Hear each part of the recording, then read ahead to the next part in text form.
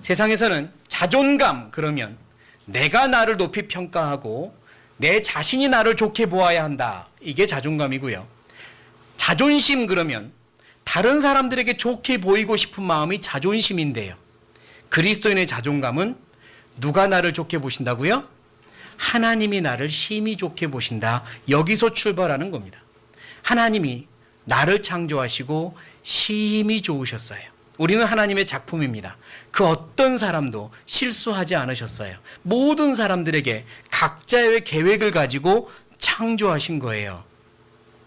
우리는 하나님의 작품입니다. 하나님의 영광을 위해서 창조했다 했거든요. 그 말은 내 모습 이대로 하나님의 영광을 위해서 살 수 있다는 말입니다.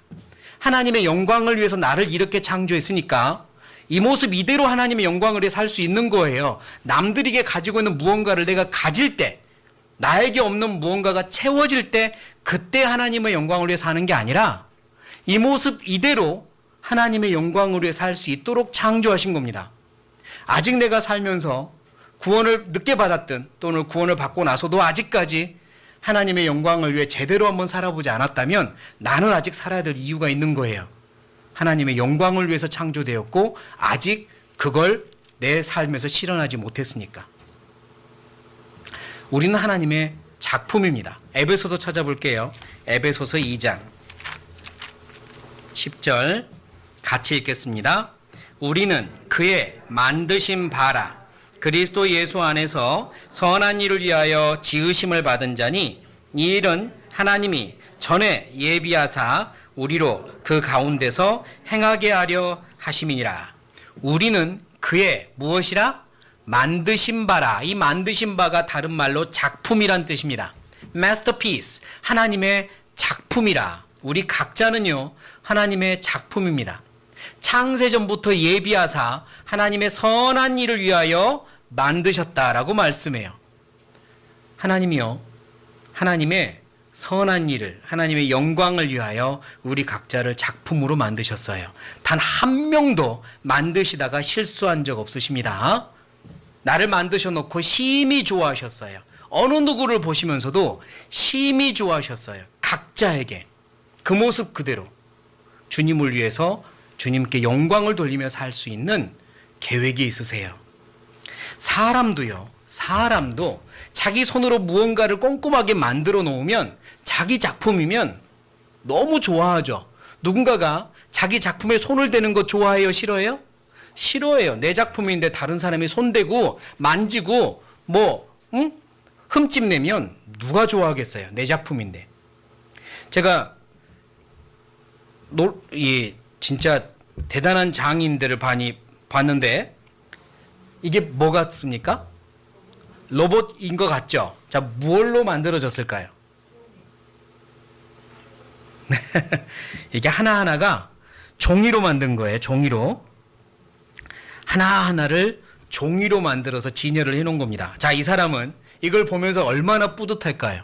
하나하나가 자기 작품이잖아요. 이거는 제가 언제 만들었고요. 이거는 제가 언제 만들었어요. 이거는 만들 때 며칠 걸렸고요. 다 알겠죠. 자기 작품이니까. 누가 가서 에휴 이 종이덩어리 이러면서 흠집 내면 큰일 나는 겁니다. 사람도 자기가 만든 종이접기 작품 하나도 소중히 여기는데 하물며 하나님이시겠습니까? 하나님이 나 한 사람 한 사람을 이 종이접기보다 훨씬 더 정교하게 세심하게 사랑으로 창조하셨는데요. 이런 것도 보셨습니까? 이거 뭘로 만든 거예요? 모래예요. 모래. 저 바닷가에 가면 모래 축제를 하잖아요. 뭐 해운대 같은 데 가면 모래성 축제를 합니다. 모래 작품 축제. 야, 모래를 쌓아가지고 이렇게 조각을 한 거예요. 대단합니다. 이거 누가 손으로 만지면 어떻게 될 것 같아요? 금방 부서지겠죠. 예, 누군가가 밤 사이에 발자국을 거기다 냈다. 그거 만든 사람 가슴은 어때요? 가슴이 짓밟히는 기분이에요. 왜냐하면 자기 작품이니까요.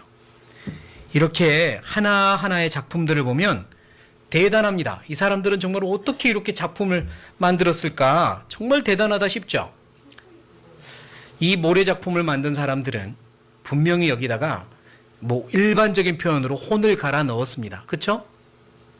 하나님은요, 우리 각자를 작품이라 그러세요. 나를 만들어 놓고 심히 좋았다 그러세요. 사람을 만드시기 전에 꽃을 창조했죠. 꽃을 만들었습니다. 꽃 하나하나도 하나님의 작품이에요. 그 안에는 하나님의 놀라운 능력이 들어있죠.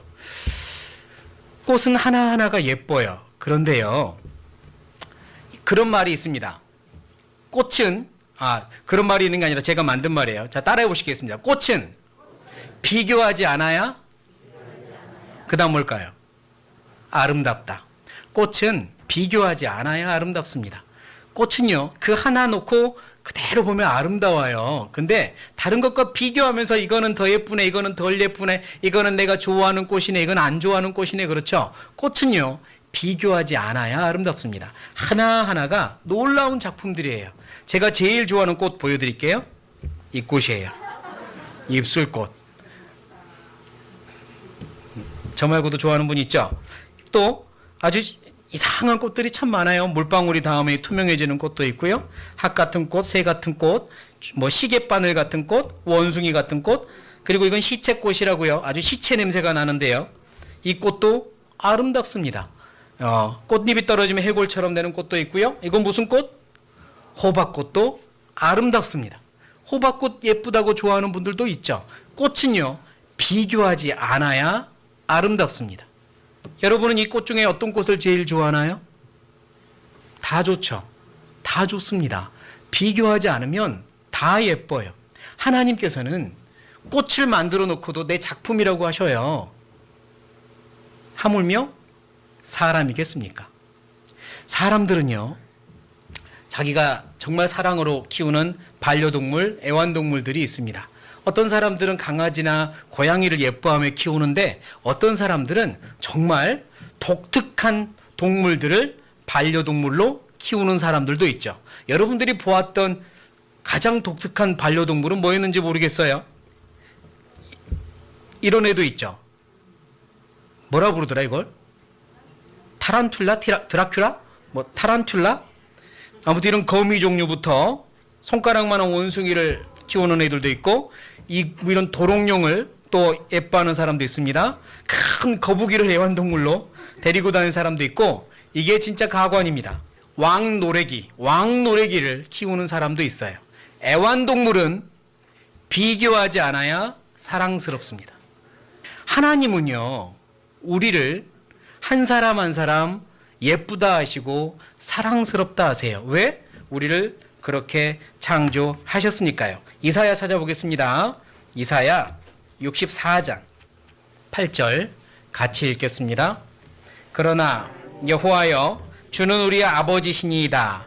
우리는 진흙이요 주는 토기장이시니 우리는 다 주의 손으로 지으신 것이라. 하나님은 토기장이, 나는 진흙. 하나님은 나를 지으셨습니다.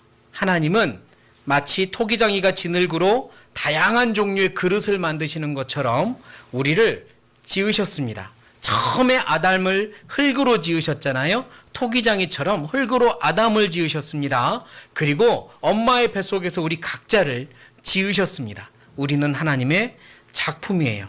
꽃 한 송이를 만들어 놓고도 심히 좋아하셨던 하나님은 우리를 창조하실 때 심히 좋아하셨어요. 왜냐? 우리에게 하나님의 놀라운 계획이 있기 때문입니다. 우리 각자는 내가 나를 볼 때 또는 남이 나를 볼 때 불완전할 수 있어요. 완벽하지 않죠. 만약 우리 모두가 다 완벽하다면 우리는 다 똑같아야만 돼요. 완벽하다는 건 딱 하나밖에 없지 않습니까? 가장 완벽하다면 한 종류밖에 없죠. 다 똑같아야 돼요. 그러나 우리는 다양하잖아요. 각각 다 완벽하지 않습니다. 완전하지 않아요. 그러나 하나님의 계획 안에서 완전합니다. 각 사람을 향한 하나님의 계획이 있어요. 우리가 그 계획 안에 있으면 완전합니다. 그래서 하나님은 우리를 보시며 심히 좋아하셨어요. 내 갈 길이 각각 달라요. 하나님이 보시는 각 사람의 길이 다르단 말이에요. 계획이 다르단 말입니다.